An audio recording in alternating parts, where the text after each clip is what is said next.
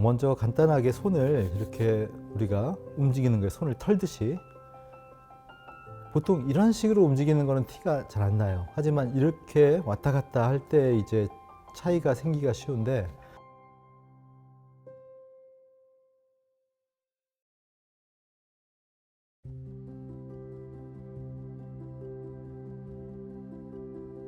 사실 그 파킨슨병의 특징이 하나가 본인은 잘 몰라요. 이렇게 서서히 이게 동작이 둔해지기 때문에 본인은 모르는데 주변에서 이렇게 지적을 하는 경우가 많습니다. 왜 갑자기 왜 걸음이 왜 그래? 동작이 왜 이렇게 둔해졌어? 이런 식으로. 그래서 본인이 참 모르기가 쉬운데, 일반적으로 이제 한쪽에서 증상이 먼저 생기기 때문에 우리가 좀 비교해 보기가 쉬운데, 보통 이제 손에서 팔 쪽에서 증상이 생긴 경우가 일반적으로 제일 흔하거든요. 이제 그럴 때는 먼저 간단하게 손을 이렇게 우리가 움직이는 거예요. 손을 털듯이. 보통 이런 식으로 움직이는 거는 티가 잘 안 나요. 하지만 이렇게 왔다 갔다 할 때 이제 차이가 생기기가 쉬운데, 이렇게 만약 왼쪽이 우리가 증상이 생겼다고 한다면 이걸 돌릴 때 오른쪽은 되게 원활하게 돌아가는데 왼쪽은 좀 이게 둔합니다.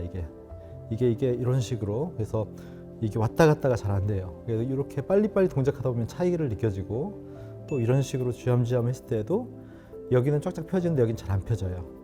이런 것들이 이게 서동에 대한 좀 제일 쉬운 평가가 될 수 있겠고, 또 어떤 분들은 또 이렇게 팔에서는 문제가 없는데 다리에서 먼저 증상이 생기는 경우가 있어요. 그럴 때는 이제 우리가 걸으면은 한쪽 다리를 끈다고 하지만 본인은 못 느낀단 말이죠. 본인이 그걸 느낄 수 있는 방법은 제자리 걷기를 하는 겁니다. 제자리를 걷게 되면 이쪽이 움직임이 둔해지기 때문에 이렇게 자연스럽게 걷다 보면은 한쪽이 좀 무릎이 들어 올라가요. 또 잘 들어보면은 걸을 때 제자리 걷기 하면은 발을 디디는 소리가 왼쪽하고 오른쪽이 좀 다르죠. 그래서 딱딱딱딱 해야 되는데 딱딱딱 이런 식으로 이렇게 좀 약간 이쪽이 좀 처진 그런 소리가, 약간 리듬이 좀 차이가 나는 거죠. 그런 식으로 미세한 차이지만 그거를 잘 들여다보면은 그 차이를 느낄 수가 있습니다. 떨림을 가지고 많이 사람들이 생각을 하는데, 제가 늘 말씀드리지만은 떨림만 가지고는 이게 파킨슨이다 아니다를 단정할 수는 없어요.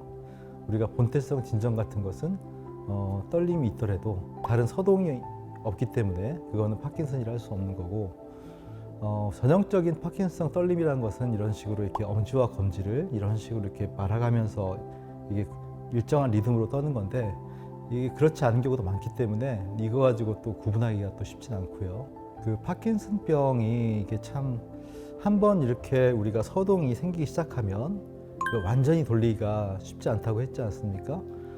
저는 이제 파킨슨병이 본격적으로 나타나기 전에 그 전 단계의 전조증이라는 게 있거든요. 그래서 뭐 우리가 이제 흔히 변비가 심해진다거나 수면 장애가 좀 생긴다거나 뭐 이런 것들인데, 이것만 가지고는 구분이 명확하지 않기 때문에.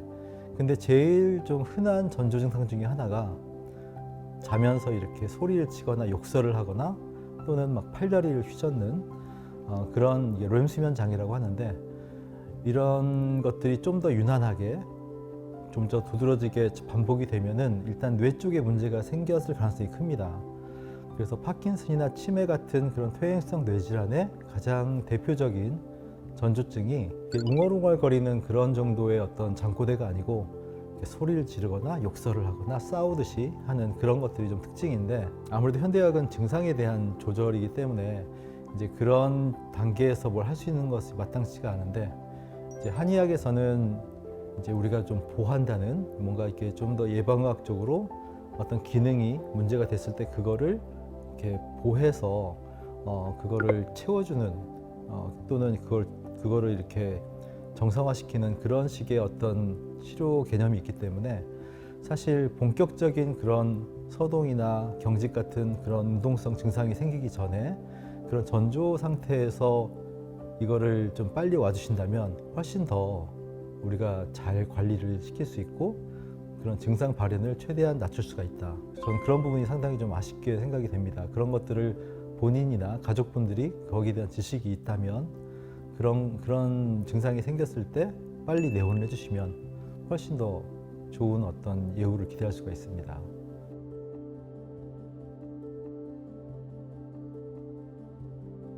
예전에 비해서 요즘은 좀 더 젊은 나이에 그 파킨슨병을 진단을 받는 경우들도 생기지만 그래도 일반적으로는 이제 60대 이상 그런 이제 노인층에서 파킨슨병이 생기기가 쉬운데 그럴 땐 참 구분하기가 어려워요. 이게 몸이 좀 둔해지고 좀 뭐 떨림이 있고 하더라도 이게 그냥 단순히 일반적인 노화의 현상인지 그렇게 또 판단이 쉽지가 않기 때문에 그거를 좀 시간을 가지고 지켜보는 경우가 많은데 보통은 이렇게 동작이 둔해지고 굳어지고 하는 것 외에 이 도파민이 떨어지면 사람들이 되게 의욕이 떨어져요. 그래서 평상시에 말을 많이 하시는 분도 말수가 줄고 이렇게 한쪽 구석에서 조용히 계시고 이런 경우가 많아요. 이런 것이야말로 사실 파킨슨에서 상당히 의미 있는 그런 어떤 증상을 보여주는 거기 때문에 활동성이 둔해지고 그다음에 의욕이 많이 저하되고 말수가 줄어들고 이런 것들에 대해서도 굉장히 좀 의미를 두고 우리가 이런 경우에 일단 신경과를 먼저 찾는 게 좋습니다. 그러니까 잘 때 그런 식의 우리가 그런 렘 수면 장애에 해당하는 것이 자꾸 반복적으로 일어난다. 또는 하지불안 증후군이라고 해서 잘 때 이렇게 다리가 뻣뻣하거나 쥐가 나거나 뭐 통증이 여러 가지 다양한 형태로 생긴다거나 그런 것도 파킨슨병으로 가는 과정에서 흔히 나타나는 증상이기 때문에 그런 것들을 간과하지 말고 그럴 때는 대학병원의 신경과를 찾아가 보는 게 좋습니다.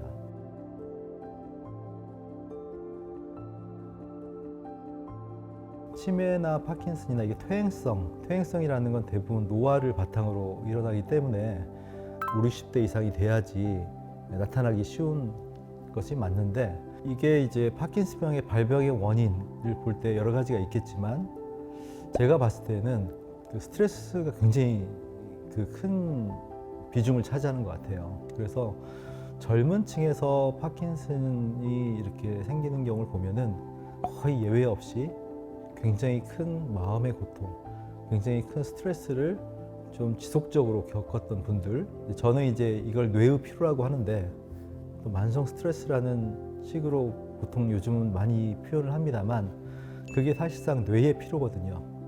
그러니까 뇌가 점점 기능이 둔해지고 떨어지는 건데 그것이 저는 사실상 파킨슨의 전 단계의 하나의 모습이다.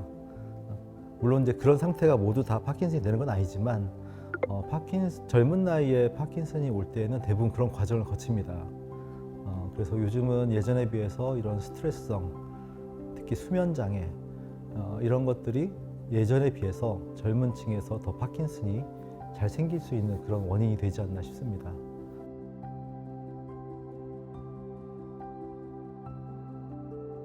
도파민이라는 걸 먼저 이해하셔야 돼요. 그러니까 이런 우울증이라는 것도 우리가 이제 뇌의 관점에서 보면은 도파민이 부족해서 생기는 그런 우울이 있고 또는 세로토닌 쪽이 떨어져서 생기는 그런 또 메커니즘이 있는데 파킨슨은 이제 도파민이 떨어지는 거기 때문에 도파민이 떨어진다는 것은 결과적으로 이제 활력을 잃는 거거든요. 그러니까 이제 아까 말했지만 자꾸 의욕이 떨어지고 매사에 이제 모든 것이 귀찮고 움직이기 싫고 그러니까 이런 활동성이 떨어지면서 마치 우리가 새가 이렇게 날다가 날개짓이 점점 떨어지면 떨어지지 않습니까? 그런 식으로 이 몸과 마음의 활동성이 떨어지면서 생기는 그런 침체감 이런 것들이 이제 점점 우울로 가는 거죠. 단순히 우울이냐 아니냐를 따지기 전에 이 의욕이 있느냐 없느냐 그거를 상당히 중요한 어떤 기준으로 놓고 한번 보는 것도 좋은 방법이 될 것 같습니다.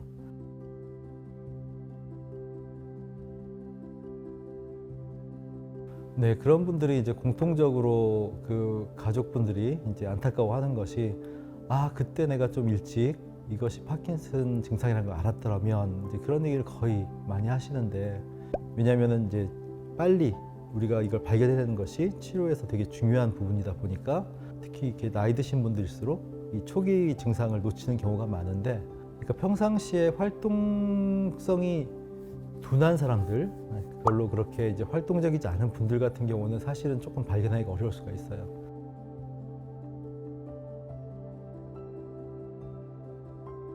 파킨슨병이 다 그런 건 아니지만 편안하고 좀 자기 비하하지 않고 이런 분들은 상대적으로 파킨슨이 좀 덜 오는 것 같아요.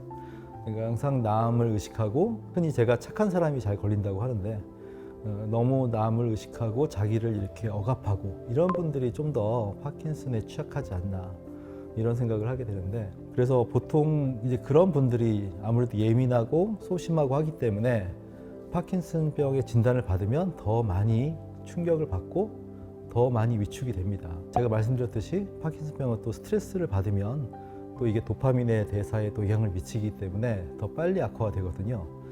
그래서 사실 진단을 받고 한두 달 사이에 굉장히 악화가 빨리 되시는 분들이 많아요. 체중도 막 5kg, 6kg씩 빠지고. 파킨슨병은 그렇게 초반에는 쉽게 나빠지지 않거든요. 근데 뭐 맨날 인터넷이나 책을 찾아보면 나쁜 얘기들이 많이 있으니까 이제 그런 거에 빠져드는 거죠.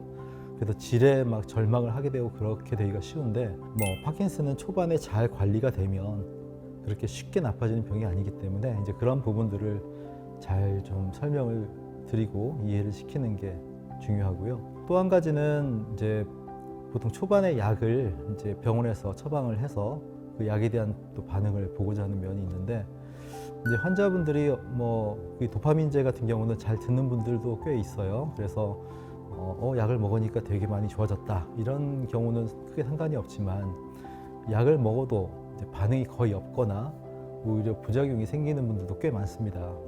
이제 그런 분들 같은 경우는 이제 힘들어도 그걸 참고, 아니면 별 차도가 없더라도 그냥 이제 언젠간 도움이 되겠지 하고 드시는 분들이 많은데, 제가 좀 권하고 싶은 것은 약을 복용을 해도 별 차도가 없거나 오히려 부작용이 심하거나 이런 경우에는 너무 그냥 막연하게 그렇게 약만 복용하지 마시고 좀 더 빨리 그 병원에 가서 그 담당 의사분에게 이런 약의 반응이 떨어지고 하는 것들을 좀 적극적으로 피드백을 해주는 것도 중요하고, 또 한편으로는 이제 그런 그 현대의학적인 치료에서 잘 안 맞다 싶으면은 다른 저희 한의학적 치료랄지 다른 식의 어떤 방안들을 찾는 것도 필요하다고 생각합니다.